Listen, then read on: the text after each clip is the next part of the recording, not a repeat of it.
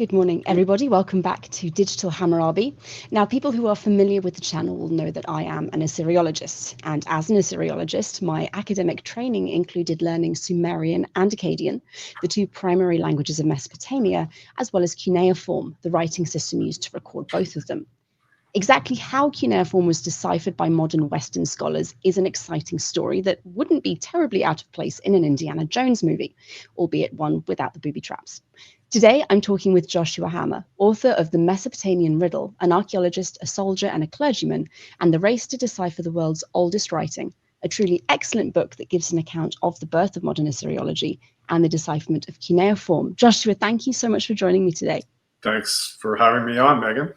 Absolutely. I have a brief introduction just to kind of situate the audience as to who you are and what you do.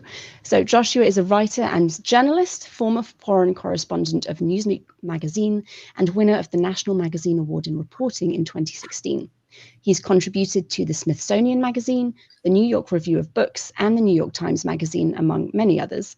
He's also the author of 5 nonfiction books, including, fantastic title, The Badass Librarian of Timbuktu, and as I said, the topic of today's conversation, The Mesopotamian Riddle, an archaeologist, a soldier, a clergyman, and the race to decipher the world's oldest writing. So for those who are watching us live, if you would like to ask Joshua questions as we're going along, please put them in the chat. I will collect them when I'm done with my own questions. Now, to get into the subject at hand, Joshua, when did you first hear about the decipherment of cuneiform? And then, relatedly, why did you decide to make it the subject of a book? Yeah, it was kind of a gradual process. I mean, I picked it up somewhere a decade longer ago. I don't know exactly where the moment came that I recognized the cuneiform had been deciphered, but a few things happened. In 2017, on a Smithsonian Magazine assignment, I traveled up to northern Iraq. I was with an Iraqi archaeologist who was looking at surveying the damage that Islamic State had caused up in the area. And we actually visited Nineveh and Nimrud and encountered cuneiform that had been basically the Islamic State had dug tunnels looking for through a palace, royal palace of Esarhaddon. And it exposed cuneiform writing that had not been seen before. So that was kind of an interesting moment. I remember thinking, hey, at that point, I wasn't 100% sure that the writing had actually been deciphered. So there was some doubt in my mind even then. That was 2017. Then in the course of writing another book, I stumbled across Austin Layard, the archaeologist who uncovered the ruins of Nineveh and Nimrud. And so and I started reading about his life story, and it was just an incredible tale. And he wrote it so well. I mean, Victorian era stuff can be incredibly lofty and difficult to get through, but he wrote a very vibrant prose that would absolutely stood the test of time. And then I happened to be reviewing a book. I review books for the New York Times occasionally, and I picked up, I was asked to do a review of a book by Edward Dolnick, a very well-known science writer in the States, who wrote about the Rosetta Stone and the decipherment of hieroglyphs. And that it all kind of came together like in 2021 or so when I was thinking about another book topic, and it just kind of was a synthesis of a lot of different things. And I began to look into the actual decipherment process to find out whether there was a story there. It wasn't a linear, the story of hieroglyphs is a very linear story with 2 characters and very simple, one language, one writing system. Obviously, cuneiform is a lot more complicated, but it did not dissuade me. I decided to go forward. Well, I'm very glad you did, because I have read the book. It's fantastic, and you're right. There are a lot of. It's a relief to hear that. No, I enjoyed it very much. Because I don't have a PhD in this stuff, and so it was. I often felt a little bit at sea trying to deal with the decipherment process. It's difficult. No, as you know. It's a fantastic book, and I think you take the different threads of story and all the different people and weave it together in a way that is actually very, very accessible for something that could be quite complex. Now, who would you say are the main players in the book? You've mentioned Layard, who is an archaeologist. There are several other what we might call main characters in this. Yeah, Layard got the ball rolling. Layard was sort of the popularizer of Assyria. got the public, especially the British public, interested in the subject, digging up this lost civilization. But even before he came along, Henry Rawlinson, who was an East India Company soldier turned diplomat in Baghdad, had really made the first inroads in the cuneiform decipherment process with his work on Old Persian, the sort of simplest of the languages that used the wedges. And then his main rival in this competition, because it really did turn into quite a down and dirty competition, was Edward Hincks, who was an Irish pastor tucked away in Ulster. About as far removed from his life was about as far removed from the life of the swashbuckling Henry Rawlinson and Layard as you could imagine. There were peripheral characters as well. I mean, another important figure was William Henry Fox Talbot, who was often viewed as a co-founder with Daguerre of photography. He was sort of a polymath with a lot of interests in everything, and one of his passions was Assyrian, was Akkadian or Assyrian-Babylonian cuneiform, and he actually got the ball rolling in terms of trying to set up a challenge that would bring in several linguists to prove that the writing could be deciphered. So those are 4 characters. There are others, but I won't go into all of them. There are too many names. People will have to read to find the other ones. Read them in the books. Yeah. So how do you go about researching the lives of people like this? Is it difficult to access records, or were you able to track things down? Bury yourself in a British library for months and months, and which at the time had not been attacked, it had not undergone a cyber attack. Would have been impossible to do now. But back in 2022, 2023, when I really was researching this in earnest, everything was there. Not everything. I mean, there were a few important sources of the Royal Asiatic Society. They had all of Henry Rawlinson's letters and diaries, and the Royal Geographic Society as well had some very useful materials. But the British Library really had concentrated the vast majority of the diaries and the letters from all the principals and newspaper articles and magazine articles of the time to really give you a flavor of what the public was saying about it, and letters from other sources. So you could really just it was kind of like one-stop shopping, in that there was so much available. It was just a treasure trove of materials there. Now, reading through the book, it became quite obvious that during Victorian times, there was a decided buzz around cuneiform and Mesopotamia it feels quite alien thinking about it now. When we think about ancient history, a lot of people go directly to Greece and Rome or Egypt. So why was there this buzz, and what kind of prompted the explosion in interest that you talk about in the book? Well, you're right. I mean, Egypt had dominated people. When people thought about the ancient world in the 1800s, Victorian era, they thought about Egypt, they thought about Rome, and they thought about Greece. Assyria, Babylon, these places were rumors. I mean, there were writings. They had been written about in the classical Greek historians had mentioned them. And then, of course, in the Old Testament, there was a lot of discussion of the Assyrians as the evildoers who crushed the Jewish nations of Judea and Samaria. But there was very little evidence. I think Layard at one point in one of his memoirs pointed out the entire collection of relics from the Assyrian and Babylonian empires in the 1830s or early 1840s was found in a small cabinet stashed in a corner of the British Museum. That was it. A few scattered bricks and tablets and stone carvings, but nothing else. And then Layard goes out in the 1840s on this crazy adventure across the Ottoman Empire, gives up a job in the law office, bored to death, wants to have an adventure, gets to Mosul in 1840, stares out at the mounds in the desert and becomes obsessed by them. He doesn't have any money, really. He doesn't have any manpower, no name. So he's powerless to do anything about it, but he vows to come back. And 5 years later, very savvy operator, Layard, really a remarkable character, gets something in his sights and just makes it happen. And so it took him 5 years, but he got the support of the British ambassador in Constantinople, who financed him, sent him back there. He began digging with a team that he could now pay for. Within about 3 months, he began to uncover these underneath the mound, or buried inside the mound, these alabaster carvings that showed in incredible detail life under the Assyrian, all aspects under the Assyrian Empire, just preserved for 2,700 years. Unbelievable stuff. A French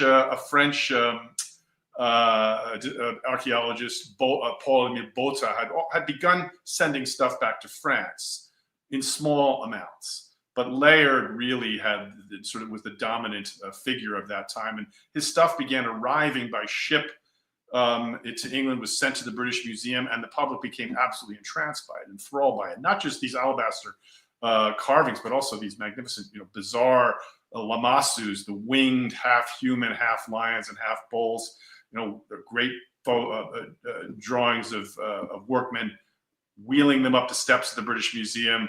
And you can imagine what kind of a thrill it was for Brits and French and others and Americans. The word spread quickly that a lost civilization, a lost empire that had only been rumored, had been brought back to life. So it was an incredible. It's hard to imagine today. Imagine finding a lost city on Mars or something. I mean, it really had tremendous impact. And of course, got everybody excited about these carved writing on the temple walls. What does this stuff say? So things just sort of gathered force from there. This is about 1847, 1848 onward. Now, in my introduction, I talked about the decipherment of cuneiform, and the way I said it, it sounds like it's just a singular task. You work out what the cuneiform is, and you're done. The book makes it very, very clear that this was actually a very complex set of processes and set of achievements that had to be made before we could get to the state where we are now, where we can read cuneiform in several different languages. What would you say were the key achievements that had to be made before academics could make the claim that, yes, they could read Akkadian cuneiform, for example? So I think the first important step was the decipherment of Old Persian cuneiform. And that was a language and a writing created by Darius the Great, the Achaemenid king in the 6th century BC. He wanted he invented a writing in which he could chisel his achievements on walls, on tombs, on cliffs, just tell the world. He wanted to create his own stately writing. And what he did was he took inspiration from the cuneiform writing, the wedges that existed in vassal states like Babylon, like Elam. That was his inspiration, but he created a simplified version of these very complex writing systems, made it almost entirely phonetic, chiseled it into these walls. Persepolis, for instance, the great city in what's now Western Iran. And the key thing here is that he also included everywhere the other writings, the other languages. So you had, everywhere you went, you had this trilingual proclamations in the very simple Old Persian, and then in the much more complex Elamite and Assyrian, or Akkadian as it became known. So essentially, in a way, it was like the Rosetta Stone. It was like, first you have a simple language that you decide that you work on, and you compare it to these presumably similar or parallel texts. The Rosetta Stone, they had ancient Greek. Everybody knew ancient Greek. I mean, scholars knew ancient Greek. That was the problem here. Nobody knew Old Persian. So the first thing they had to do was figure out how to read the Old Persian. There wasn't any ancient Greek on these carvings. They had to start from ground zero, which meant, that was an incredible achievement. It's like taking a totally dead language without any parallel texts that were known and figuring out what it said. And that was what Henry Rollins had achieved. And it's really, even now, like 200 years later, it's remarkable to think that he managed to do that. But once he did that, and it took it took 10 years, interrupted by the war, first British war in Afghanistan, and took him off to Kandahar for 5 years. He came back, went back at it, and managed by 1845, 1846 to send in a thorough, complete translation of the Old Persian, and that then opened the door to the decipherment of the others. But that wasn't easy either. I mean, even with that Old Persian, it was still a challenge, huge challenge. Why do you think deciphering cuneiform was such a challenging task when we compare it to understanding a language like classical Greek or Latin? All of these men had been trained in Latin and Greek, Yeah. but cuneiform was another step entirely. What was so difficult there? Because it wasn't anything like Latin or Greek. It wasn't anything like languages that Western languages, classical languages. It was the closest approximation was hieroglyphs, because it consisted of a combination of phonetics, phonetic phonemes, phonetic symbol signs, and then a vast number of logograms, which were characters that stood for a thing. I mean, hieroglyphs is one example. Japanese is another example. Japanese is sort of a contemporary perfect example, because it has like 1800 kanji pictograms, and then it's got these phonetic languages, one for foreign words and one for inflecting adjectives and verbs and stuff. It's sort of the same thing with Akkadian cuneiform. This combination, we're talking like 700, 800 characters. So that was the first problem. Then it was like, how do you pronounce these things? It wasn't even, sometimes a logogram could function as a phonetic symbol. There was no way to know when it was being used as a phonetic symbol, when it was being used as a logogram. So they had to sort that out. Then if it was a logogram, they had to sort, well, how do you pronounce this thing? What does it mean? There were just like an innumerable number of obstacles to push through before they could get any sort of coherence. And there was a huge amount of skepticism that it was ever going to be produced, ever be cracked. I mean, even when they did offer solutions, a lot of scholars just said, this is all a bluff. This is all a hoax. You don't know what you're talking about. So it was pretty drawn out and difficult. Now, you mentioned when talking about the process and some of the key achievements that needed to be made, a bit about the political situation during this time. Rawlinson had to leave and go to war and then come back again. The book gives an excellent portrayal of the different political factors at play here, because there are several governments involved, different countries. It was a whole thing. So what role would you say that politics played in the attempts of these Western European men to both decipher cuneiform, but also to excavate the settlements they were finding? Yeah, this was actually a gift to a nonfiction writer, a nonfiction writer, because this story is both an intellectual detective story, an intellectual adventure. It was also an incredible physical adventure, because these archaeologists like Layard and Botha, they were working in pretty much one of the most unstable corners of the world. The Ottoman Empire was crumbling. In what's now Iraq, Mesopotamia in those days, it was anarchy. I mean, there were Bedouin tribes that were in constant revolt.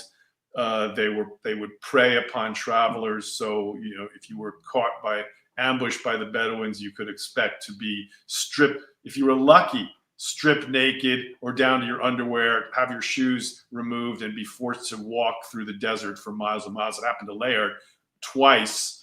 I mean, just reading diaries, it's incredible how often that scenario played out. So it was incredibly risky, dangerous. There were battles between tribes, Arab tribes, very difficult to get work done, because these guys would sometimes just carry raids against each other. Then there was hostility from the Ottoman Empire didn't particularly like, I mean, the pashas, the governors, the Sultan in Constantinople, they distrusted, and with good reason, these European archaeologists, adventurers who were coming to their territory and plundering their sites. They didn't take kindly to it. There were lots of reasons why they allowed it to happen, but there was always a great amount of tension between the Ottoman rulers and governors and the French, English, Western European archaeologists, excavators. So there were just innumerable issues that these guys had to deal with. Thank you. I have one last question, and then if there are audience questions, we'll get to those. So audience, if you do have questions for Joshua, please just pop them in the chat. Now, as you've been talking about specific individuals, Rawlinson and Layard especially, it is very, very clear, and it's very clear also in the book, that these were very single-minded, determined individuals. Layard and Rawlinson both had to take several years-long break in their research efforts. So having done so much research for the book and having had access to diaries and letters and things where these people are explaining their own mindset, maybe, do you feel like you have any insight into why any of them were so driven by the history of this part of the world? Yeah, I think there are a lot of factors at play here. Obviously, there was a great passion for adventure on the part of I wouldn't say Hincks, who was pretty much sedentary in Ireland, but certainly Layard and Rawlinson were both drawn to rough, chaotic, tough parts of the world. There's something about it that just energized them. They both had an incredible passion for history. Layard grew up as a kid. He writes about being in his rented home in Florence as a pre-teenager, reading the Arabian Nights every night and having his imagination just be carried away by these incredible stories of jinns and princesses. So this is what he grew up on. So they both had this fascinating, and Rawlinson, who was a classicist but went to India and then Persia, found himself totally caught up in the story of these ancient empires of the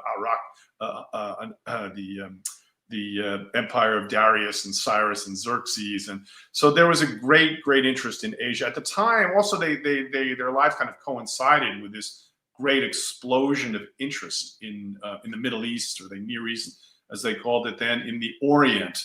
Royal Asiatic Society had gotten started. There was really a change. The Orient had always been looked upon with kind of disdain and distrust, for even back in the times of Herodotus, the classical Greeks. This was changing. There was a sense of romance and excitement about the East, and all of this played a role, I think, in whipping up their fascination for the civilizations and for the writing. Thank you so much. We don't have audience questions, so we will finish up there. If this has been interesting to you, audience, you can purchase the Mesopotamian Riddle. It will be published on Tuesday the 18th. That is next week, so you will not have to wait for very long. If you are watching the recording and you'd like to join us live next time, you can go to digitalhammurabi.com, sign up for the newsletter to be notified for future interviews. Joshua, thank you very much for talking with us today. It was a delight to read the book. It was a delight to talk to you. Well, have a wonderful day, and I will close us out. All right. Thanks.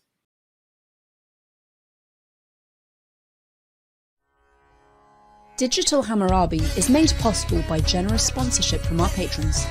Their support means that we have the technological and academic resources necessary to bring the ancient world directly to you. If you want to join the team, go to patreon.com/digitalhammurabi to see how you can help.